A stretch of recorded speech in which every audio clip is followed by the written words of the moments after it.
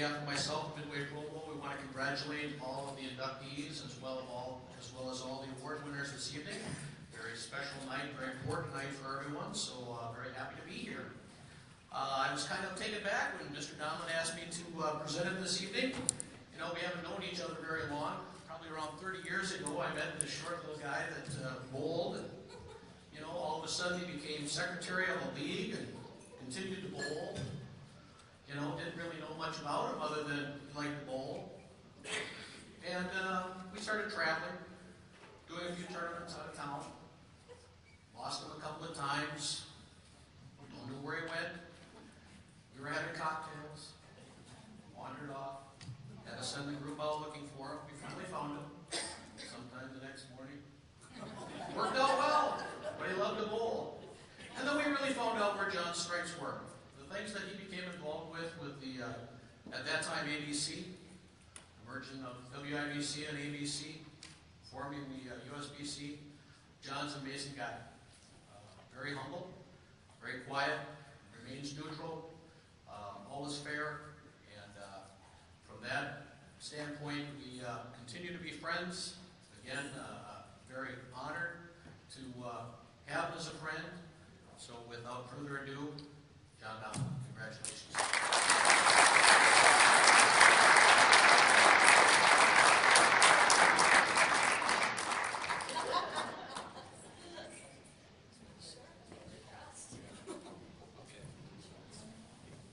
You guys got a booster chair here?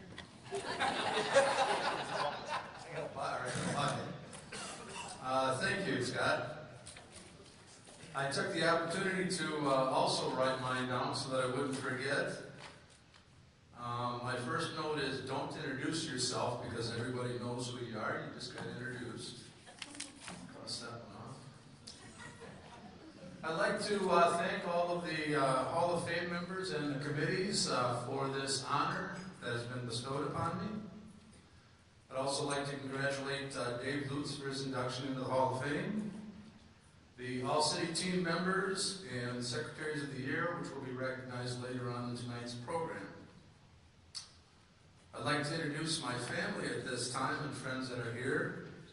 I have Scott Keckler and Kathy Keckler, my sister Peggy and her husband Steve, my sister Sue, my daughter Erin, and my lovely wife Cindy. It's in the notes.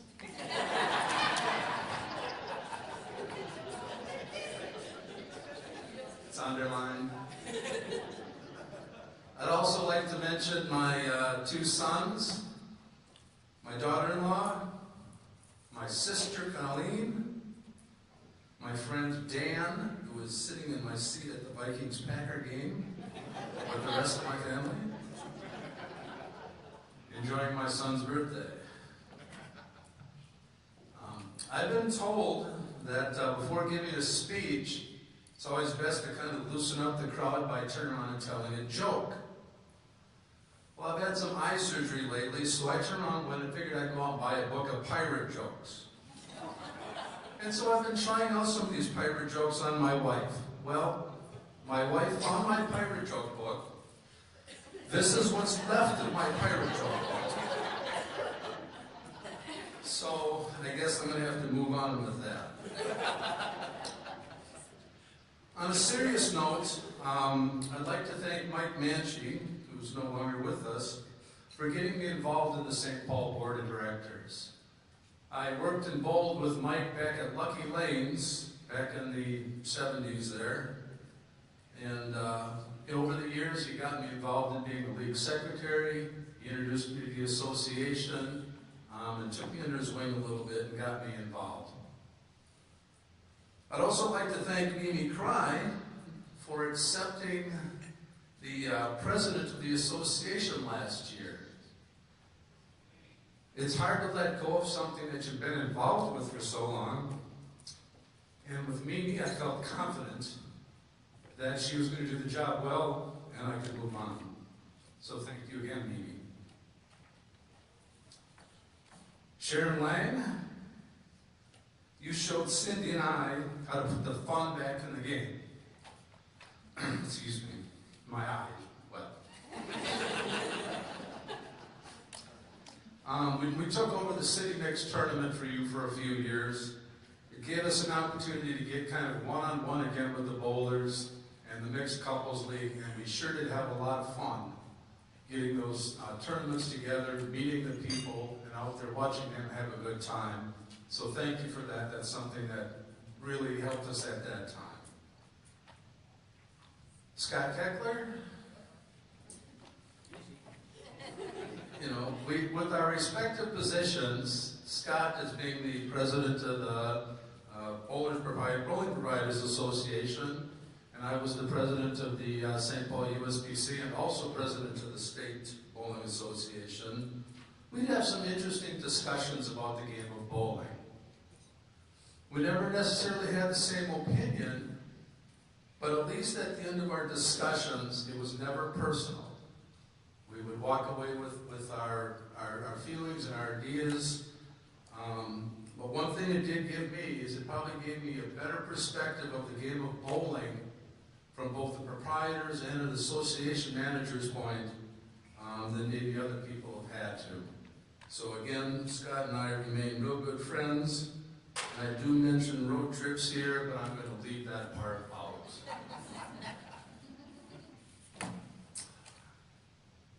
Matt Lang. In the annals of St. Paul bowling, that says it all. Matthew Lang. Matt helped a troubled some 20-year-old something kid who was a board member way back a long time ago. I was the youngest person on the board, not by a few days, but by a few decades when I started. I kind of had an attitude where I didn't see the purpose of these meetings. I didn't see where we were accomplishing very much, and nothing seemed to be becoming useful out of those. Well, Matt took me aside. He turned around and kind of gave me the big picture of the association, gave me some ideas and ways that I could turn around and help the association. And for that, I'm forever grateful. I don't think at that time he would ever think that I would be the association president for 9 years, back in a day when an association president lasted for 1, not 9. So again, Matthew, thank you.